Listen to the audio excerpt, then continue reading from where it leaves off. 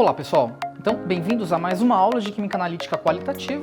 Então a aula de hoje nós vamos tratar do segundo grupo de cátions, que são um conjunto de elementos químicos que vão ser separados e identificados por uma sequência específica de reações químicas que vão depender de um reagente de grupo, né? Esse segundo grupo de cátions da química analítica, ele é um grupo que corresponde ao elemento químico mercúrio, também, tá? Ao elemento químico chumbo, também. Por que eu estou falando também? Porque esses dois elementos também estão no grupo 1, né? Então eles também se apresentam no grupo 2. Então nós temos mercúrio 2, chumbo 2+, e aí nós temos, né, os elementos químicos bismuto, cobre e cádmio. São três outros elementos novos aí que não estavam antes no grupo 1.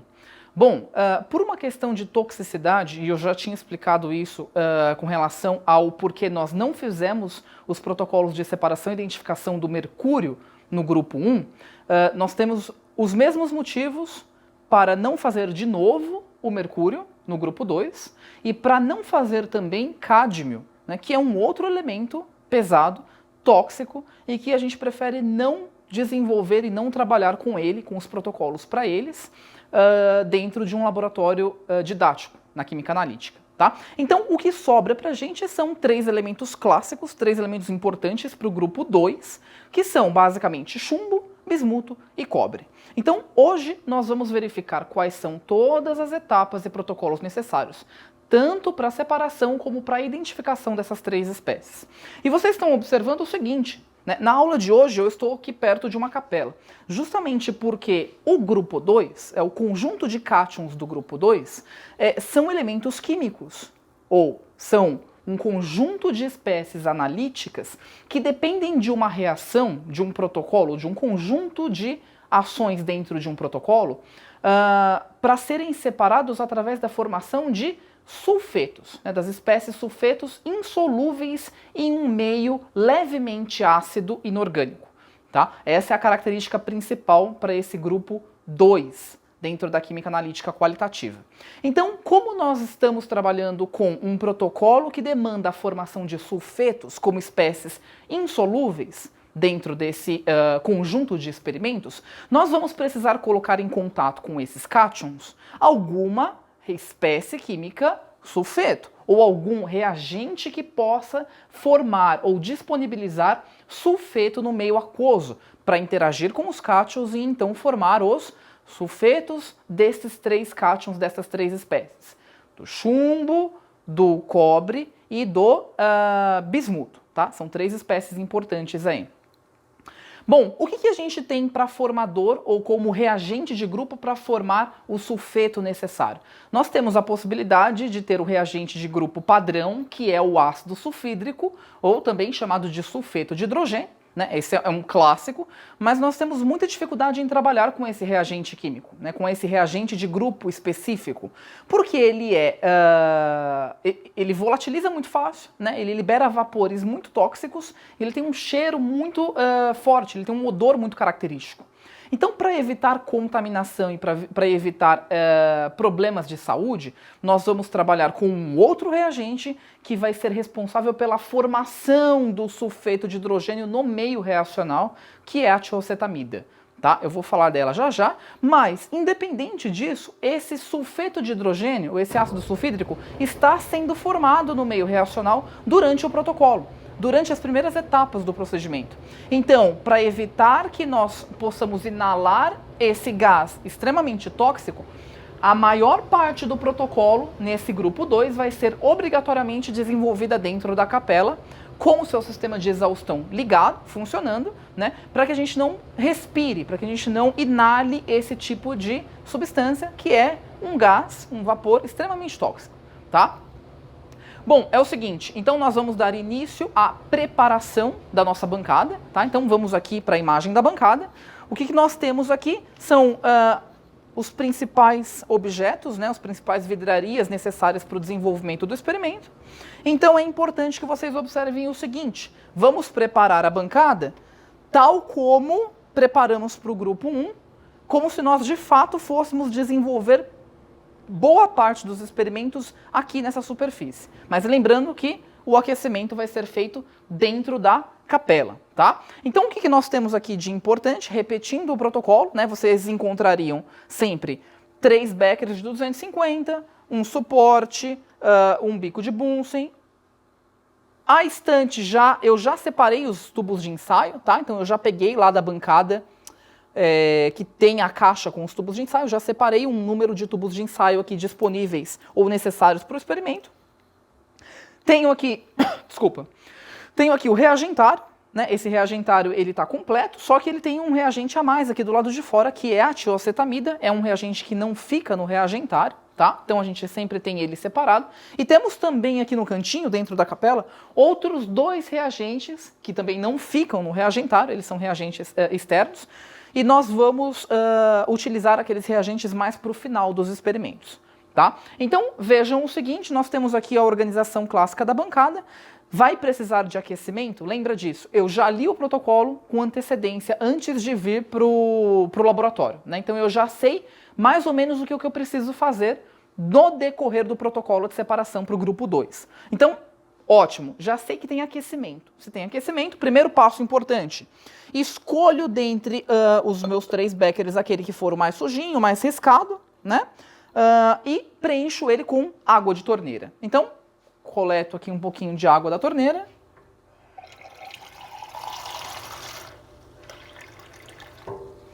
E já vou cuidar para que esse becker fique aqui sob aquecimento, tá? Bom, antes de colocar o becker com água para aquecimento, vou tomar cuidado para operar, para utilizar a capela da forma mais correta possível, né? Então não adianta nós estarmos trabalhando dentro de uma capela como essa, uma capela de exaustão, se nós não tomarmos o cuidado de perceber coisas simples e óbvias. Primeiro, a capela não tem função direta nesse momento se ela não estiver com o seu sistema de exaustão ligado, tá? Então, primeiro ponto importante é garantir que o sistema de exaustão da capela esteja ligado. E para isso eu tenho um botão verde aqui escrito exaustão e vou ativar ele, tá? Pronto, consigo ouvir o barulho da exaustão, né? Esse barulho então pode atrapalhar um pouquinho durante a gravação, mas a gente não tem o que fazer, a gente tem que lidar com esse barulho desse jeito mesmo, tá? É o som natural do ar sendo evacuado e da bomba de exaustão do sistema. Outro ponto importante, se eu estou trabalhando numa capela, eu vou aproveitar que, pelo fato da capela ser um ambiente fechado, ela acaba ficando um pouquinho mais escura. Então eu vou aproveitar que a capela conta com um sistema de iluminação e vou ativar o sistema de iluminação da capela, tá? Então sempre vou trabalhar na capela com a luz acesa, porque isso me garante o quê? Me garante uma segurança maior durante a operação dos reagentes e dos sistemas dentro da capela e faz com que eu tenha uma maior facilidade em observar o que eu estou fazendo. Então isso é um outro ponto muito importante. Então verifiquem aqui no nosso checklist de operações importantes, né? Garantir que a capela esteja limpa, que dentro da capela só estejam os reagentes e os objetos necessários para o experimento, tá? Nós temos aqui também uma centrífuga que vai ser necessária mais para frente, então ela já vai ficar ligadinha, direitinho, bonitinha. Ela não está muito perto do bico de Bunsen para evitar aquela zona de superaquecimento, né? E estou verificando se a exaustão está ligada e se a iluminação está ligada. São 2 pontos fundamentais para a utilização da capela, tá? Nesse momento. Bom, nós temos dentro da capela um bico de Bunsen e um suporte com uma manta térmica. Eu vou agora acender o nosso bico de Bunsen. Então temos aqui, né, fósforo. Vou verificar se o registro do bico de Bunsen está devidamente fechado e vou cuidar para abrir o registro correto do bico de Bunsen. Tá? Nós temos 2 registros amarelinhos aqui, porque nós temos 2 bicos, 2 acessos a bicos de Bunsen desse lado da capela, né? Nós temos outros 2 do outro lado, mas desse lado nós temos 2 principais. Eu vejo qual é o acesso principal que eu estou usando no momento, vou abrir o registro principal e agora vou acender o bico de Bunsen, tá? Então eu posso aqui, tomando cuidado, né, ligar o bico de Bunsen.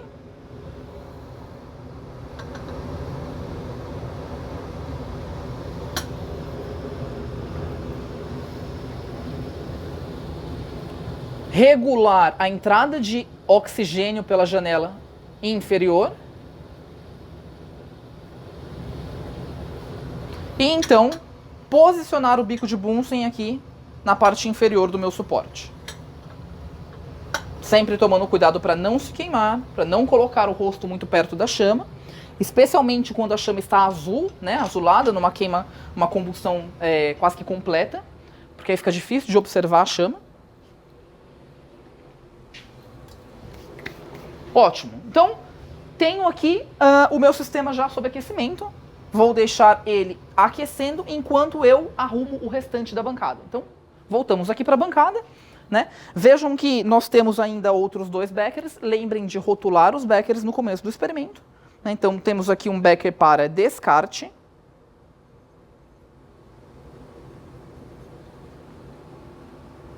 E um becker para a água limpa.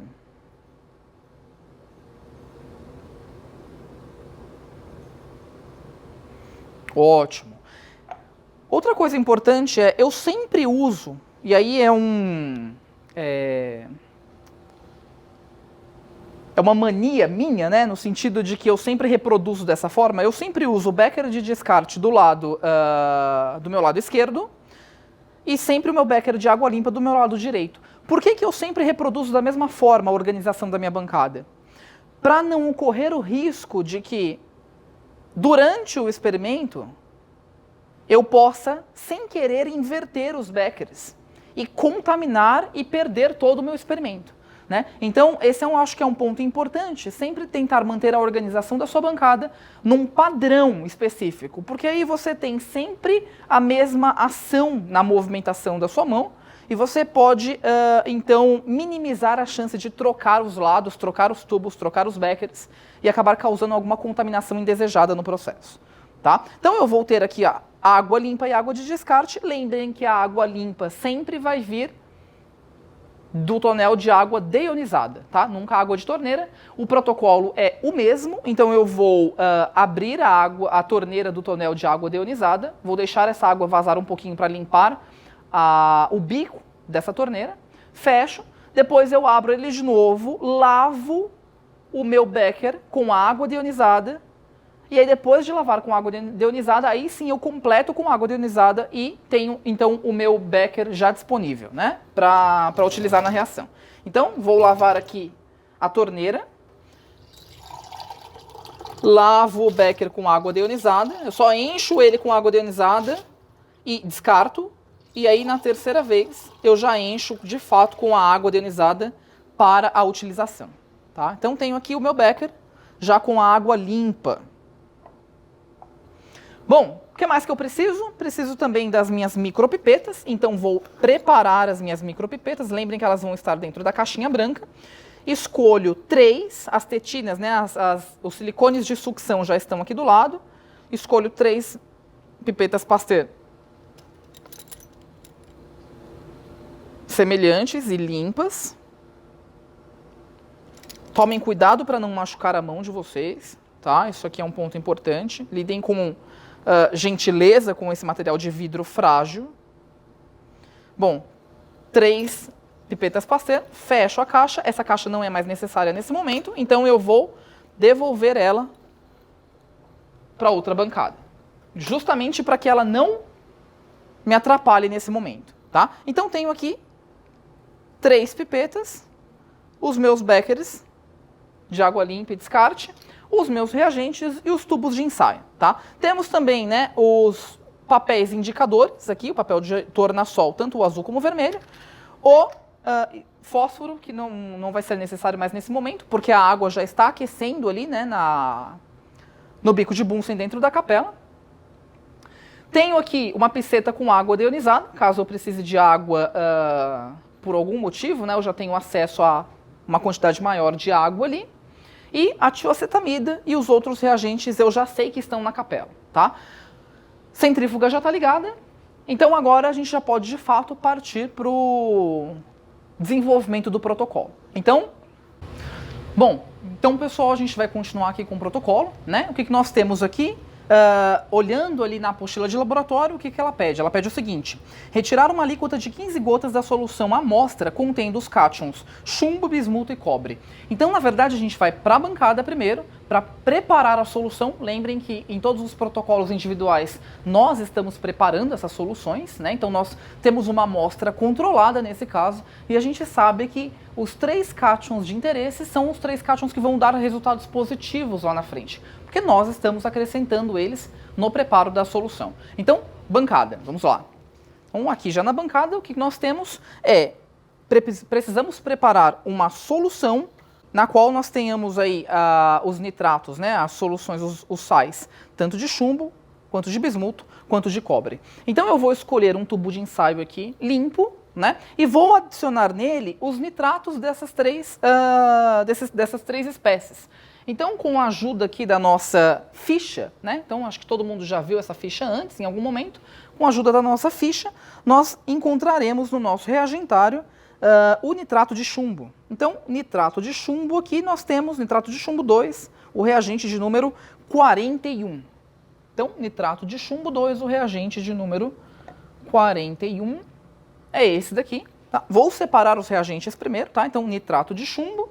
Precisamos do nitrato de bismuto. Nitrato de bismuto. Reagente de número 39.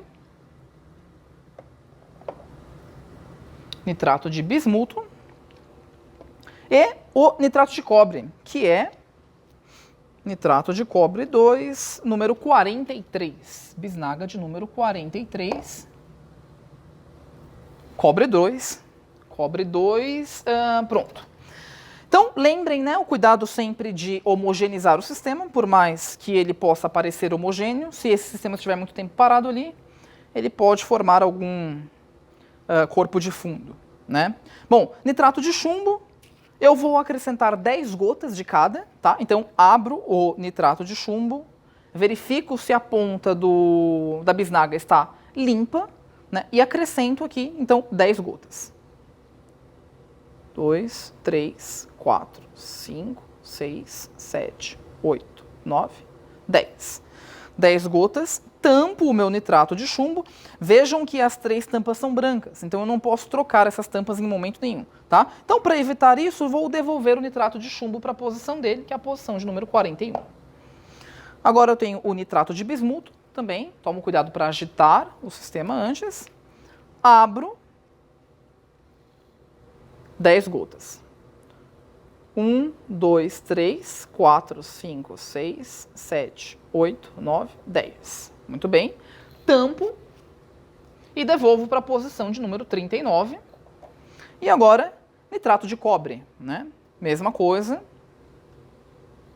Agito, verifico se a ponta da bisnaga está limpa e transfiro. 1, 2, 3, 4, 5, 6, 7, 8, 9, 10. Aproveito, tampo e guardo. Então, assim eu evito a troca das tampas ou a contaminação do meu reagente. Bom, o que eu faço agora? Agito o meu sistema.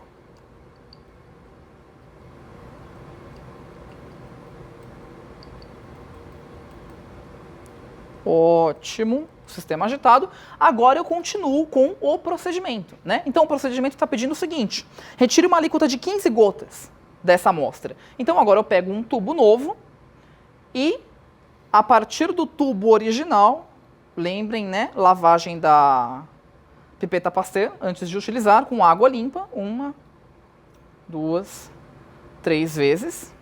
E agora eu coleto uma fração dessa amostra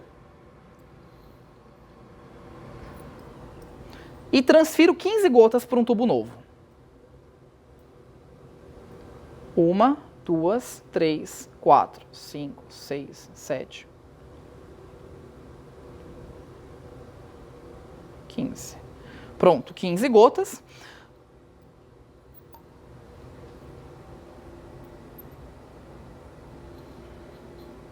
Lavo a minha pipeta Pasteur.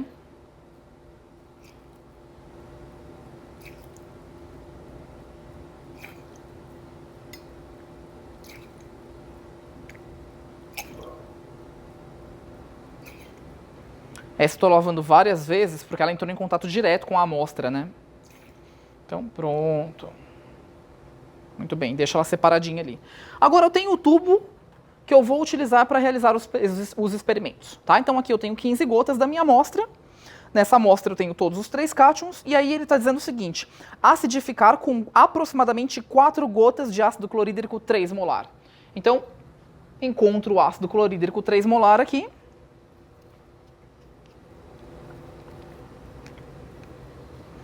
Aproximadamente 4 gotas. 1, 2, 3, 4. Ótimo.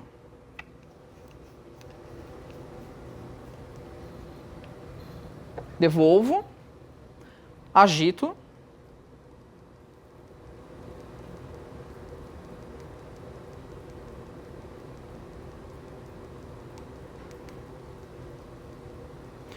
E agora, juntar a esta solução 25 gotas da solução de tioacetamida 1 molar. Né? Então agora sim eu vou utilizar o novo reagente, que não fica no reagentário, tá? Ele é preparado pelos técnicos, essa tioacetamida, então, em um meio levemente ácido, tá? Com a solução de ácido clorídrico 3 molar, um meio levemente ácido, em contato com esses 3 cátions, vai formar, ou vão ser formados, os sulfetos, assim que a tioacetamida se decompor, né? Assim que ela reagir com um meio aquoso levemente ácido, ela vai liberar no meio o sulfeto de hidrogênio. Esse sulfeto de hidrogênio, com a espécie sulfeto livre, S2-, vai reagir com esses 3 cátions e vai formar os sulfetos insolúveis das 3 espécies. Tá? Isso acontece de uma forma diferente com relação aos cátions do grupo 3, que é o que nós vamos ver na próxima aula, que também formam sulfetos.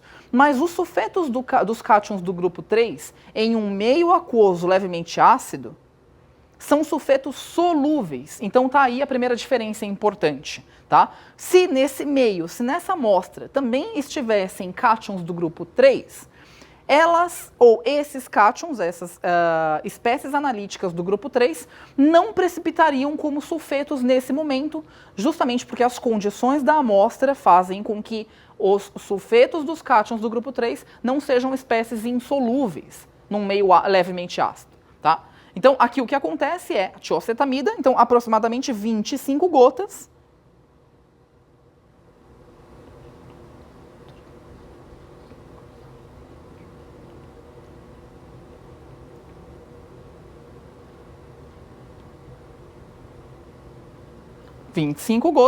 tioacetamida 1 molar, tá? Agito o meu sistema, e aí percebam que já formou uma coloração diferente aqui, né? Agito o meu sistema, sempre virando para um lado em que não tenha ninguém na frente, né? Para evitar espirro da amostra. Bom, a amostra agitada, continuo com o protocolo, né? Aquecer em banho de água fervente por aproximadamente 15 minutos. E após este tratamento, adicionar 10 gotas de água e 5 gotas adicionais de tioacetamida. Então vamos para o aquecimento. Né? Então agora aqui eu vou prender o meu tubo numa pinça de madeira, de forma que ela fique estável, tá? Que esse tubo fique estável. E vou levar para aquecimento durante 15 minutos. Eu vou verificar aqui, né, o meu tubo com água. Eu vejo que a minha água já está fervendo. Então eu posso abaixar um pouquinho o fluxo de gás do bico de Bunsen, só para manter a temperatura, como a água já está em fervura. Então eu tenho a certeza de que a temperatura já está correta nesse momento. Né? Levo o meu sistema para aquecimento. E a partir do momento que ele entra em contato com a água, então eu utilizo um cronômetro aqui e ativo 15 minutos, que é o tempo que pede o protocolo. Tá? Então sempre vou utilizar o tempo de protocolo. A partir desse momento, então, vocês vão ver a reação acontecendo, né? Na verdade, o aquecimento por 15 minutos. E nesse momento, o que está acontecendo, na verdade, é o seguinte. A tioacetamida está hidrolisando nesse meio aquoso, que é o meio da amostra, tá? A tioacetamida está hidrolisando num meio aquoso e levemente ácido, porque nós acidificamos com ácido clorídrico 3 molar, e essa hidrólise a tioacetamida, nesse caso, vai liberar no meio o ácido sulfídrico ou sulfeto de hidrogênio, né? E esse, então, ácido sulfídrico, com a presença das 3 espécies de interesse do grupo 2, vão formar os seus respectivos sulfetos insolúveis, tá ok? Então, vamos aguardar aí os 15 minutos e a gente já retorna com o experimento.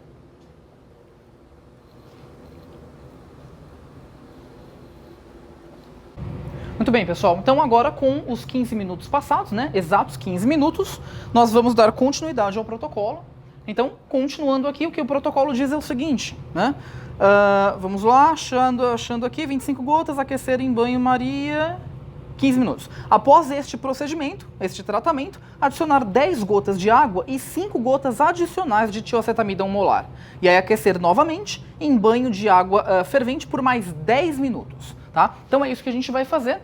Vocês devem ter percebido que eu abaixei um pouquinho aqui, né, essa porta da capela, justamente para forçar a saída de ar, né, na verdade o arraste de ar, sempre impedindo ou evitando que aconteça o retorno desse vapor, desse gás tóxico para dentro do laboratório. Então eu aumento o arrasto desse ar para dentro da capela e evito assim respirar o sulfeto de hidrogênio, né, o gás sulfídrico ali, que é um reagente tóxico pra gente. Então agora no manuseio tudo bem, tá? Eu vou abrir um pouquinho, retiro a minha amostra daqui e vou acrescentar 10 gotas de água, tá? Então trago aqui pra bancada rapidinho, pego uma micropipeta, uma pipeta Pasteur nova, faço a limpeza,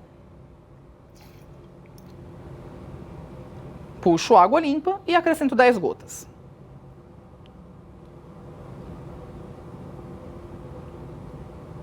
Dez gotas. Limpeza de novo.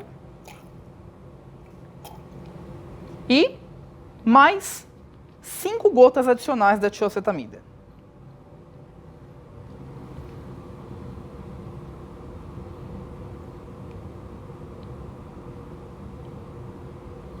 Pronto, 5 gotas. Agito, lembre sempre de, ao adicionar algum reagente novo, fazer a agitação do sistema, tá? Então, agito o meu sistema novamente. E agora eu vou levar para o aquecimento por mais 10 minutos. A questão é a seguinte, agora esse aquecimento por 10 minutos é um aquecimento sob agitação.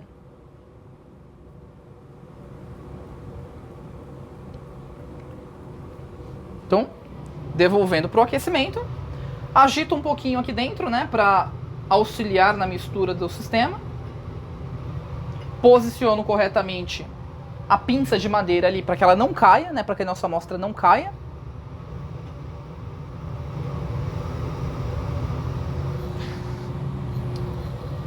E aí, lembro de voltar aqui o sistema para uma posição um pouquinho mais fechada, né?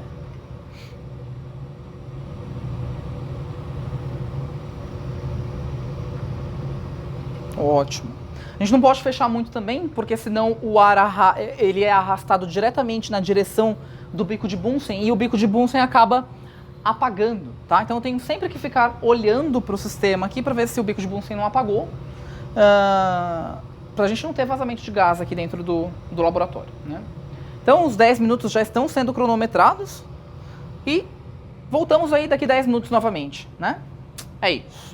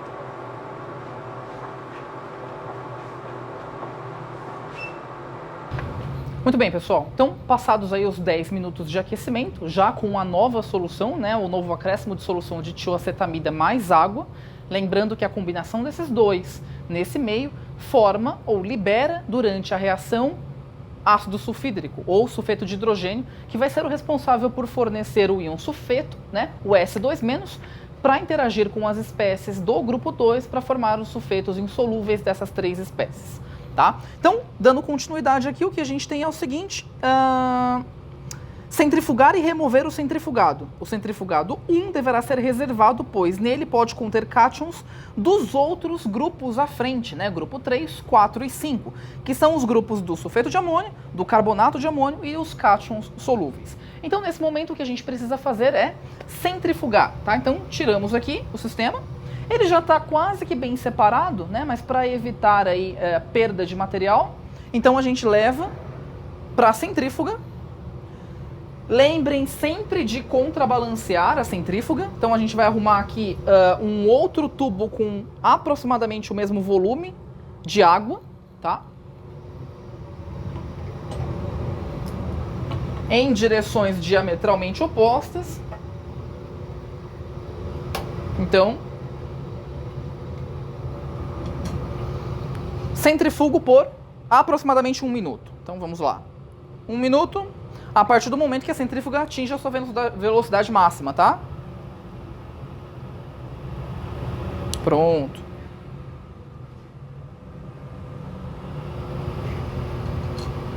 Bom, enquanto isso, o que eu posso fazer? Dar uma olhada no protocolo, né? Então, enquanto o meu cronômetro está rodando ali. Bom, temos o seguinte, né? O centrifugado C1, assim que a gente fizer a separação, vai ser reservado. No nosso caso, a gente sabe que não tem nada ali, né? A gente vai ter ali basicamente a água e alguns outros ânions, porque nós não colocamos no preparo da amostra os cátions dos grupos 3, 4 e 5. Então a gente sabe que não tem essas espécies no C1. Mas, se nós estivéssemos trabalhando com uma amostra desconhecida e seguindo a sequência específica da marcha analítica, esse C1 seria o momento ou a amostra que nós reservaríamos para fazer a identificação dos próximos cátions. Tá? Como a gente sabe que não tem nada nesse recipiente, nada de interesse, né, nenhuma espécie analítica de interesse, passou 1 minuto, eu vou diminuir aqui, nós vamos apenas reservar o C1 e deixar registrado ali que nós obtivemos esse C1, mas que ele não vai ser fruto de observação nesse capítulo do grupo 2. Tá? Bom, então o que a gente faz?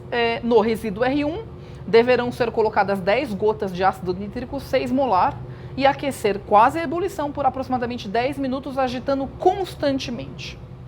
Então, já vou precisar de um novo tubo, né, para onde eu vou fazer a transferência do líquido.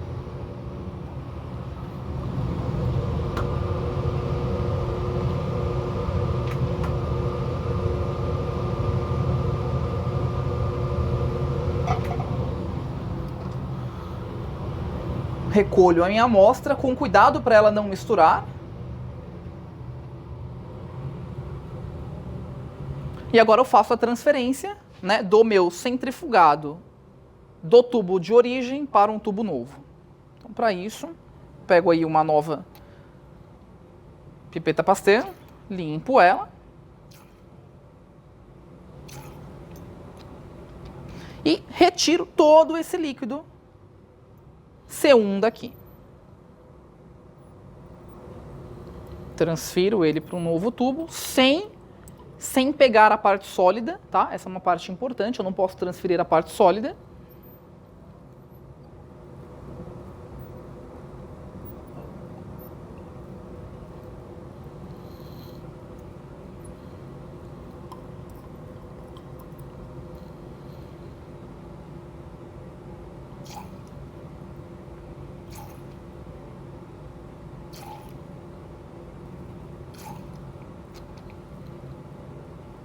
Excelente. E já vou rotular aqui, né?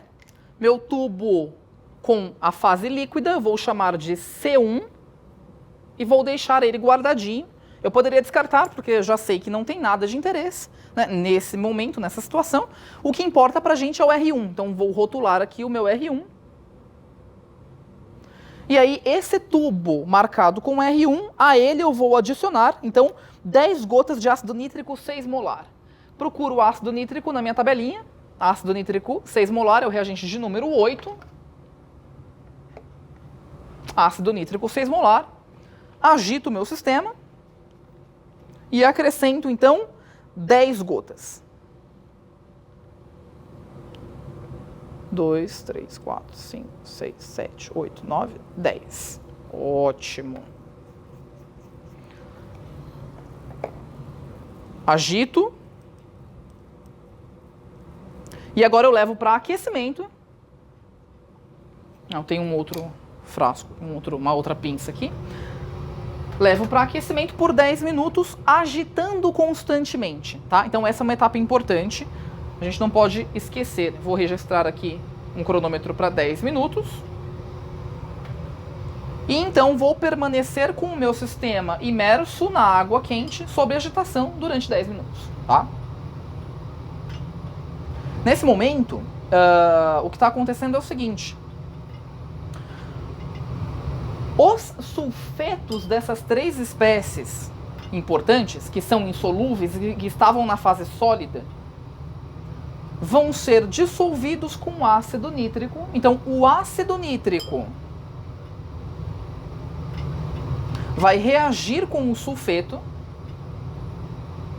e vai oxidar o sulfeto S2- a S0, enxofre. E então, as minhas 3 espécies de interesse,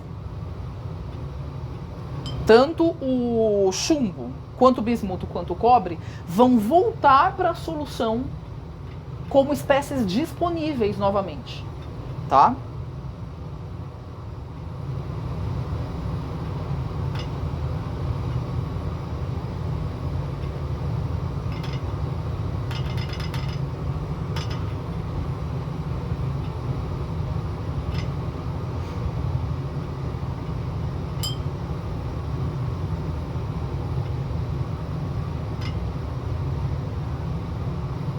E aí vocês devem estar se perguntando, né?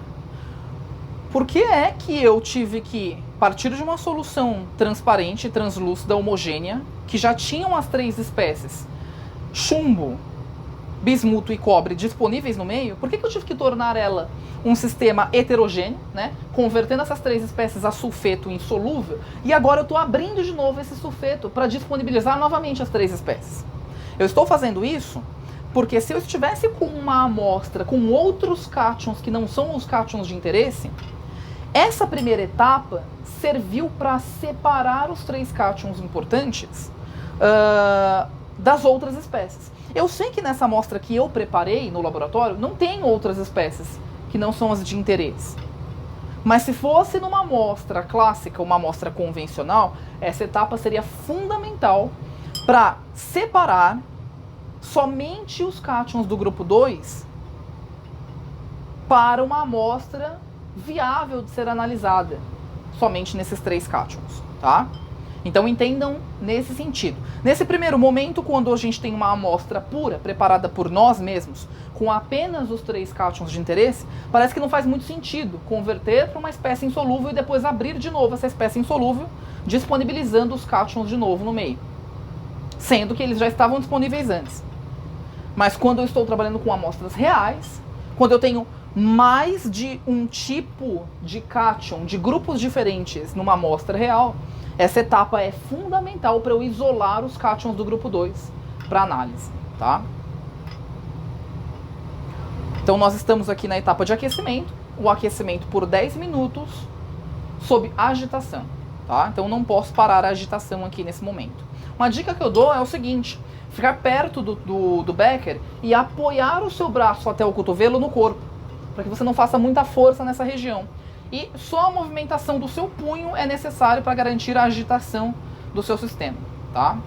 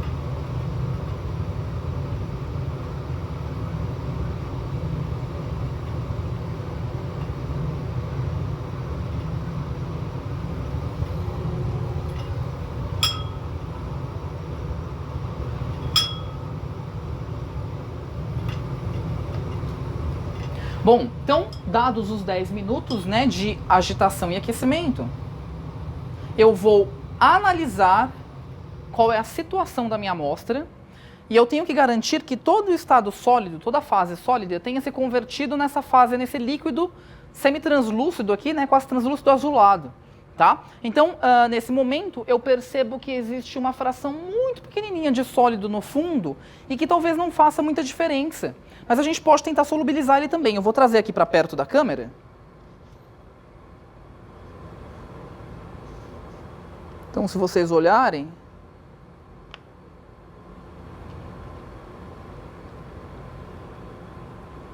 Lá no fundo tem um pouquinho de sólido ainda, tá vendo? Porque esse sólido sobrou, né, da reação, ele não se completou, a gente não consumiu completamente, a gente não abriu completamente o sulfeto. O que a gente pode tentar fazer é, então, retirar essa fase líquida, né? Então, o que eu posso fazer aqui, por exemplo, pegar um tubo novo,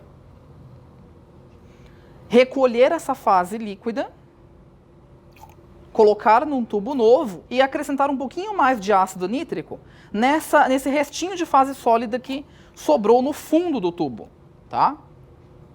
Então é isso que eu vou fazer aqui só para garantir que a gente tenha uma amostra boa. Então vou tirar toda a fase líquida, transferir para um tubo novo.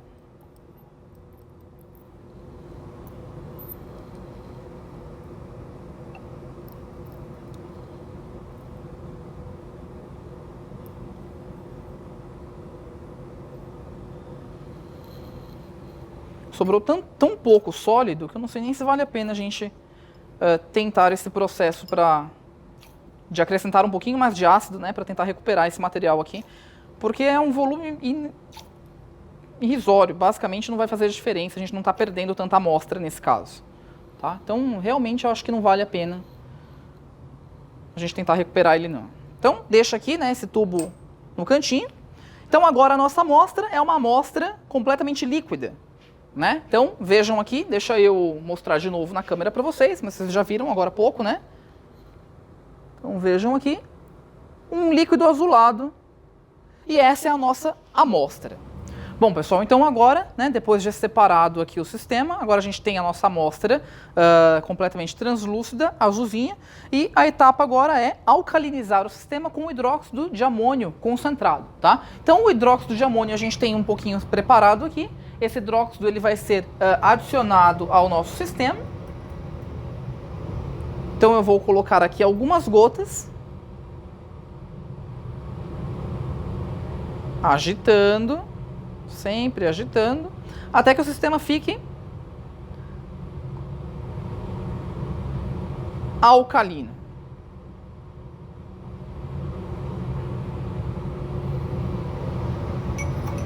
Vou verificar a alcalinidade do sistema, então pego aqui, né, uma fitinha de papel tornassol vermelho, vou colocar aqui alguns pedacinhos,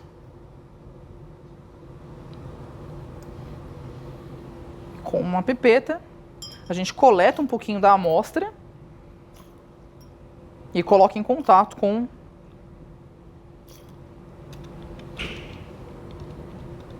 o papel. Bem pouquinho, tá? Para não perder a amostra. A gente não pode perder muita amostra nesse momento. Bom, a nossa fitinha vermelha se transformou numa fitinha azul, né? Então, nesse caso, a gente sabe que o nosso sistema já está básico. A dúvida, o que a gente pode fazer é usar uma fita indicadora, né? Universal. Então eu tenho aqui um exemplo de indicador universal. Posso pegar uma tira, molhar na amostra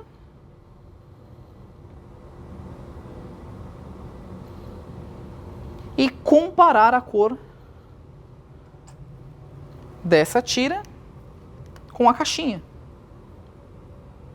E aí eu tenho uma amostra que está com um pH entre 11 e 12, aproximadamente.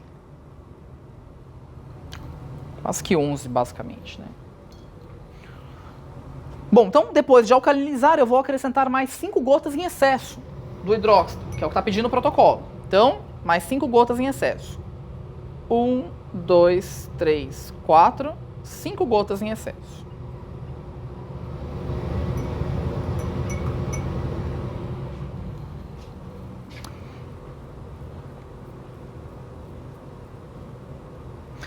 Bom, agito o sistema, centrifugo e obtém-se um centrifugado C2 e um resíduo R2. Então, centrifugação agora, né?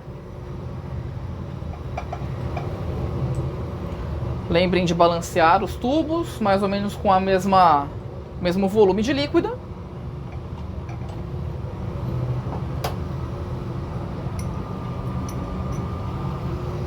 Então, cronometramos aí 1 minuto, né?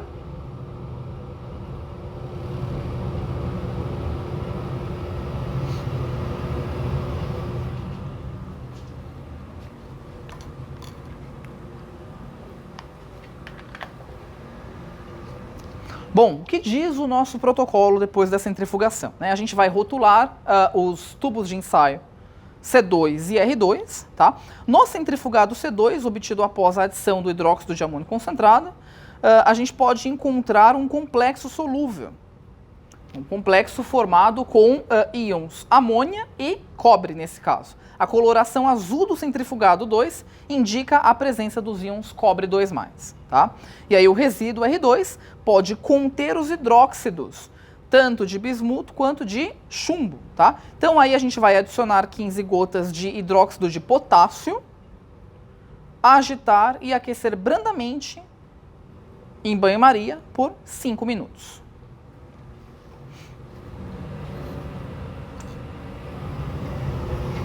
Um minuto, certinho. Como eu vou ter que separar, eu já pego um tubo de ensaio novo aqui, né? Um tubo de ensaio limpo.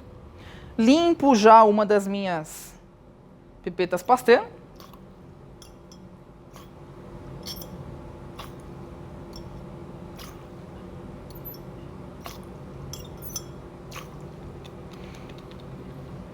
Então vamos analisar o resultado agora, né? Dessa centrifugação.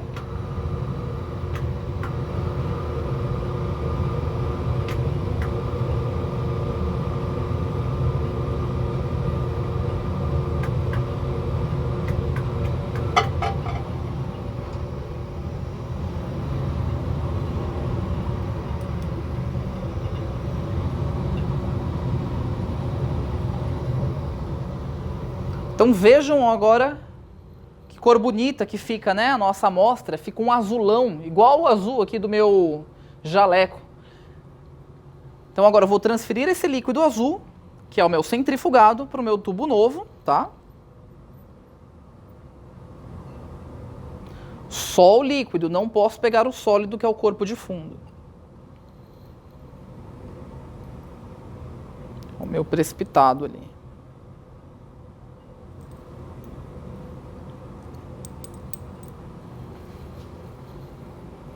Então, eu vou mostrar para vocês agora de perto, na gravação.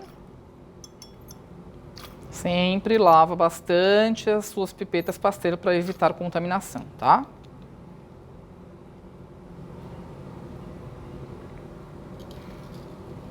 Então vejam o que a gente tem agora. Deixa eu rotular os tubos aqui, né? Antes que eu esqueça, sempre importante. C2 é o meu tubo com a fase líquida azul e R2 é o meu tubo com o resíduo dessa última etapa que nós fizemos agora. Então vejam aqui, eu vou mostrar na câmera agora.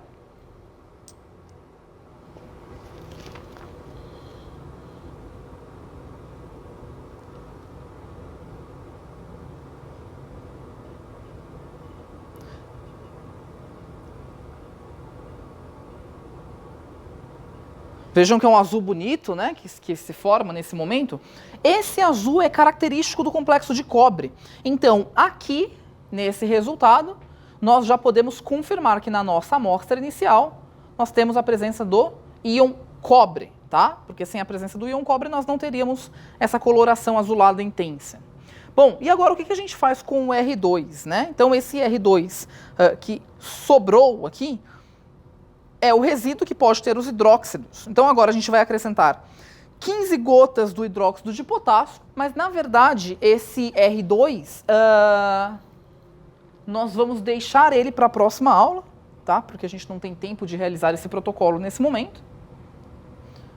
Então a gente vai continuar com o R2 na próxima aula, tá ok? Então é isso, a gente vai guardar esse R2 e utilizaremos ele futuramente. Bom, pessoal, é isso. Bom, agora o que é importante a gente lembrar aqui, né? Fecha o bico de Bunsen, nós não precisaremos mais de aquecimento nesse momento. Deixa ele guardadinho. Fecha o registro geral.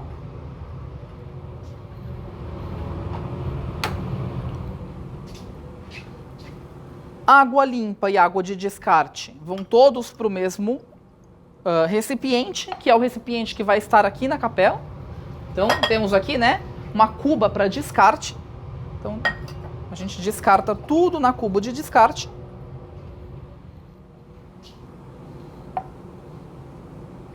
A gente pode desconectar aqui essas tetinas. Precisamos guardar o R2, tá, para a continuidade do protocolo. Então, eu vou colocar meu nome aqui no tubo, porque aí depois eu posso identificar que esse tubo é o R2 e é meu. E o restante vai ficar ou guardado ou a gente pode descartar, tá? Eu vou guardar aqui o resultado do nosso primeiro experimento, que é a verificação do cobre, tá? Dos íons de cobre. E o restante a gente pode descartar, lembrando sempre do descarte feito na cuba de descarte, tá? E toda a vidraria colocada ali na bandeja branca ao lado da pia, tá ok? Bom, é isso, galera. Até a próxima. Valeu!